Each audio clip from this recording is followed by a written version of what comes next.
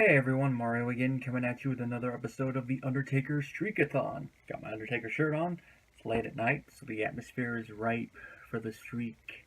Anyway, this is a match that I watched last night, so it's not as fresh in my mind as the last three episodes, but it's still there. It, of course, is the fourth entry, his match against King Kong Bundy. Now, this took place, I should say, 2 years after his fiasco of a match with Giant Gonzalez. And the main reason Taker took the previous Mania off is that he had just become a father. And, you become a father in the business, you want to stay at home with your wife and kids for a while. And he took time off. And then, of course, that led into the whole fake Undertaker angle with Ted DiBiase. Taker returning at SummerSlam and defeating his doppelganger. And then starting a long feud with the $1 Million Man's stable of people, which I think was called the $1 Million Corporation, which continued here. Now, the feud with Bundy started at the Royal Rumble when The Undertaker's urn got stolen by Ted DiBiase. And Ted DiBiase was still in possession of it right here. At one point in the match, Paul Bearer does gain repossession of it, but then by the end, DiBiase has reacquired it. Kama was the name of the wrestler who stole the urn before the end of the match, and he said he was going to melt it down into jewelry, which of course led to some funny little commentary banter between Jerry the King Lawler and Vince McMahon. That's right, they're the commentary team for this, so it's the first of Taker's matches where Vince What a Maneuver McMahon is the one doing commentary. Him and Lawler, they're decent in this. I mean, they had a chemistry, Lawler with all that McMahon, all that stuff.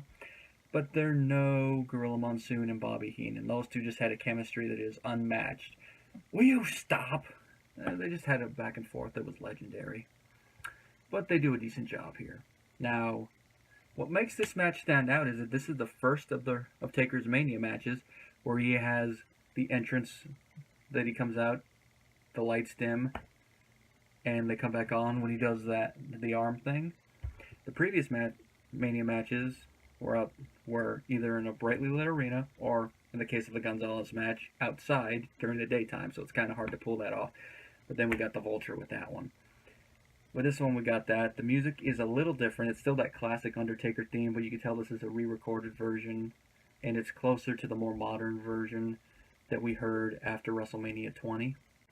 Match-wise, really nothing special. I mean, it's like the first couple. It's not as good as the Jake match, but not as bad as the Gonzalez match, because I'll say Bundy was at least a better in-ring worker than Gonzalez.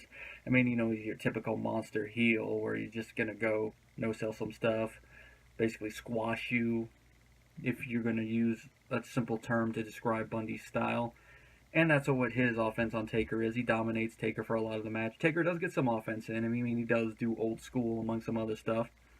But he's not going to do choke slamming. I mean, he's not going to choke slam or tombstone King Kong Bundy.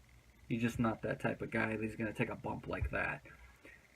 But Taker was a face at this point, so him doing the comeback in the end to win worked, and the fans were really into it. You could tell at one point after the urn has been stolen again, Paul Bearer's trying to get the fans actively, he's on the outside like how a manager should be, going like, come on, come on, come on.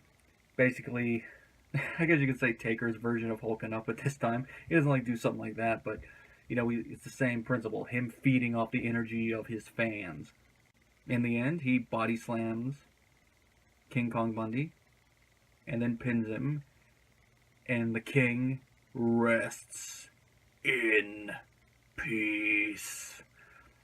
And of course, since the urn was reacquired by the $1 Million Man's associates, his whole feud is going to keep continuing, which I'd have to do a little bit more research, but I'm not quite sure when that feud ended. I think it went to the next SummerSlam, but I could be wrong on that.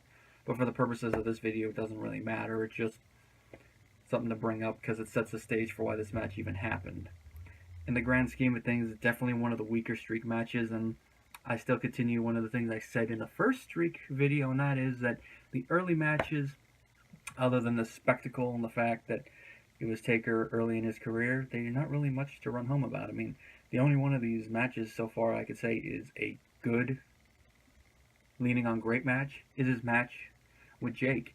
And even then, Jake was going to be leaving later in the year, so it's not as good as it could have been. If that had been Jake and he was going to stay in the company, just imagine how much better that match could have been. But this match, his match with Snuka, and then his match with Gonzalez, the less said about the better. They're just, average matches, but they're early wins for Taker against big name opponents. I mean, Snuka, practically the face of the company before Hogan won the title. Jake, I've already stated that. Gonzalez, not really a credible one. He's just big guy. As Vince would say, look at the size of that man. And of course, King Kong Bundy. 5-count guy. The guy who, of course, is known for something else, and that is being the namesake of one of America's favorite sitcom dads. Where the beer gives you gas and the Bundys kick your ass. The nudie bar. And that's about all there is to say about this match. It's not that long. I mean, a lot of these matches aren't that long early on. It was about 6:36 according to Wikipedia. And Larry Young was a special guest referee. That's the only other thing to mention. If you're going to do a Streak-A-Thon like I'm doing, it is worth watching. But other than that, not really worth watching. And this, of course, was on WrestleMania 11, if I haven't mentioned.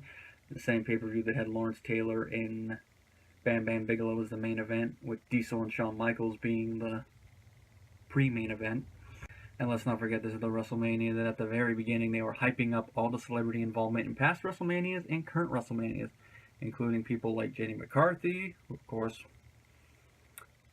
I don't really think I need to talk about what she is mainly known for now. And, of course, Jonathan Taylor Thomas, among other stuff. So, kind of fits that Taker would have a match like this on this type of WrestleMania. And of course, this is the first time I've ever watched this match, so I don't know what I was expecting. I guess it's more or less what I expected. And going into the next match, which is also one I have never watched before, I don't know what to expect, because his next match is his match with Diesel. When Diesel was about to leave, go to WCW, and form the NWO.